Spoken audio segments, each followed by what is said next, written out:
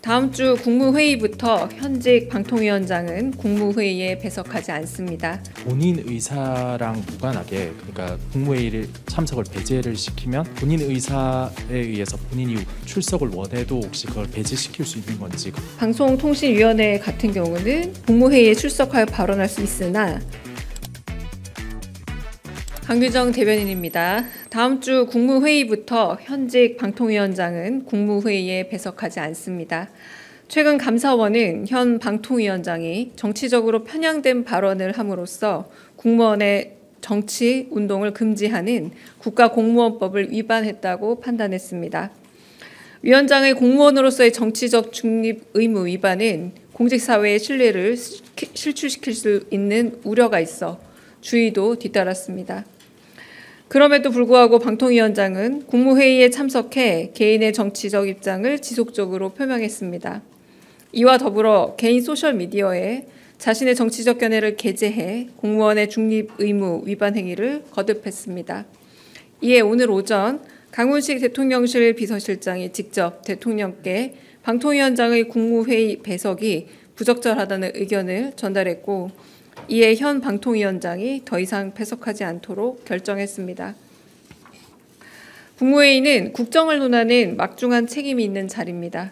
비공개 회의에서 나온 발언이나 토의 내용을 대통령실 대변인의 공식 브리핑 외에 기사화하거나 왜곡해 정치에 활용하는 건 부적절한 공직기강 해이입니다.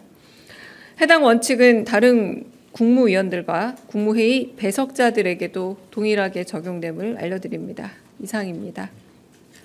혹시 질문 있으실까요? 네. 네, 저 YTN 정인용이라고 하는데요. 네. 이게 혹시 본인 의사랑 무관하게, 그러니까 국무회의를 참석을 배제를 시키면 본인 의사에 의해서 본인이 출석을 원해도 혹시 그걸 배제시킬 수 있는 건지, 그 법적으로 그런 걸 여쭙습니다. 대통령령이 정하고 있는 국무회의 규정 제8조에 보면은 국무회의에는 대통령 비서실장, 국가안보실장, 대통령 비서실 정책실장, 국무조정실장, 인사혁신처장, 법제처장, 식품의약품안전처장, 공정거래위원회 위원장, 금융위원회 위원장, 과학기술혁신본부장, 통상교섭본부장 및 서울특별시장이 배석한다.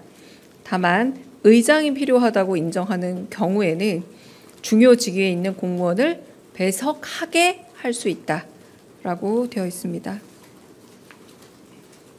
방금 말씀하신 부분에는 관계 전문가를 참석하게 해서 의견을 들을 수 있는 것도 의장의 권한이고요. 방송통신위원회 같은 경우는 국무회의에 출석하여 발언할 수 있으나 국무총리에게 의안을 제출해 건의한 이후에 이 건의가 허락될 경우에 참석할 수 있는 겁니다. 그러니까 지금 배석하지 않게 하는 건 국무회의를 주재하는 의장의 권한입니다. 네. 저 MBN 표선우인데요. 그럼 이 결정이 당사자인 이진숙 방통위원장에게는 전달이 되고 지금 브리핑을 하시는 건지, 본인이 만약에 전달을 받았다면 뭐라고 답변을 하셨는지 궁금합니다. 그 과정도 보자면요. 방통위원장 같은 경우는 국무회의 보통 전날 출석하라라고 전달되는 것으로 알고 있습니다. 네, 그러니까 전달받지 않으면 원래는 참석하지 않는 것으로 알고 있고요. 네, 그래서 국무회의에 참석하고 참석하지 않는다는 것은 국무조정실을 통해서 연락을 주게 돼 있습니다. 네, 좀 관행상으로 참석해 오셨던 것 같은데요. 관행상으로 배석자로 되어 있었던 것 같고, 네, 제가 알기로는 그렇게 알고 있습니다.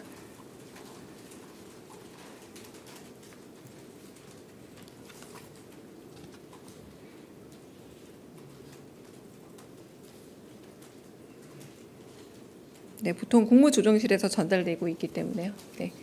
그러니까 이 부분 저희가 또 지금 표선 기자 질문하셨지만 국무조정실에서 전달 혹은 전전달 하기 전에 벌써 대통령실에서 입장을 전하는 거라 이 자체가 의사의 전달이고 배석하지 않아도 된다, 배석하지 말라는 전달이라고 봅니다.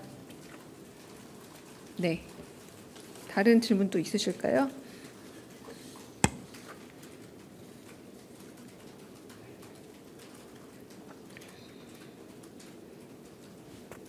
너무 많은데 제일 뒤에. 네. 네, 국민일보 이동환입니다.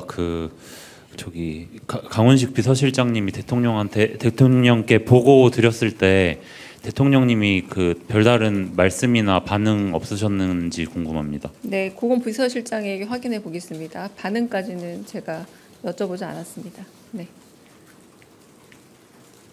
다른 질문 또? 네. 아까 말씀 주신 TV조선 최지원입니다. 네. 아까 말씀 주신 대로라면 그럼 그 동안에는 이진숙 위원장이 그러니까 개별 연락을 받지 않았는데도 통상적으로 참석을 해왔다는 것인지가 궁금하고요. 그리고 또 하나 조금 전에 언론 보도 통해서 이 대통령이 방송 3법에 대해서 시기에 대해서는 구체적으로 언급하지 않았다라고 하면서 일종의 이제 추진에 대해서 교통 정리를 좀 한 것이다 이런 취지의 보도가 있었는데 이거 맞는지도 확인 좀 부탁드립니다.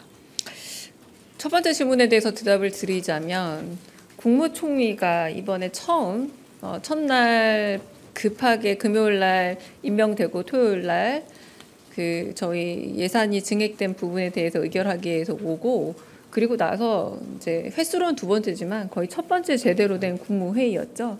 그러니까 새 총리 그리고 새 국무조정실에서 특별히 배석자를 바꾸지 않은 상황이었고, 배석자는 지난 정부의 관행대로 모셨던 것들이라고 보시면 될 것 같습니다.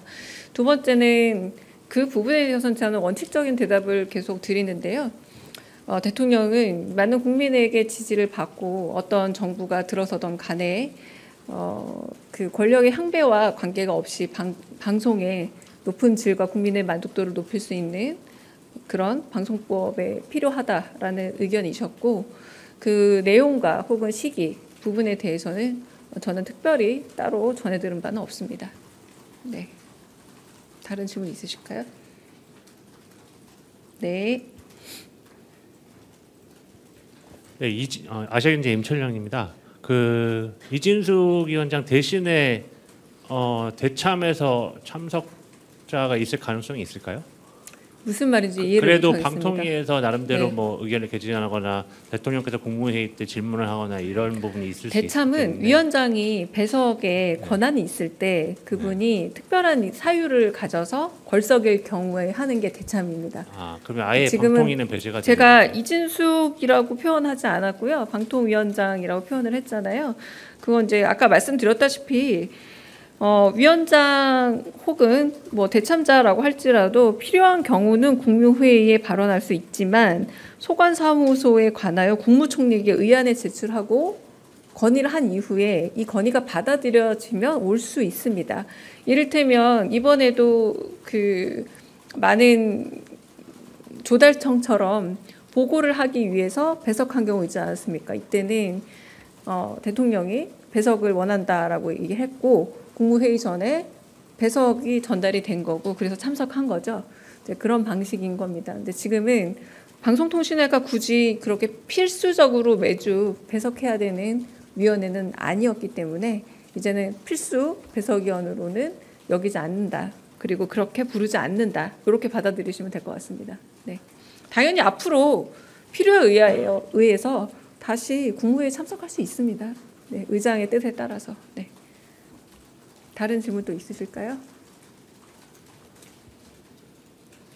네, 없으신 걸로 알고 여기까지 하겠습니다. 4시 정도에 제가 추가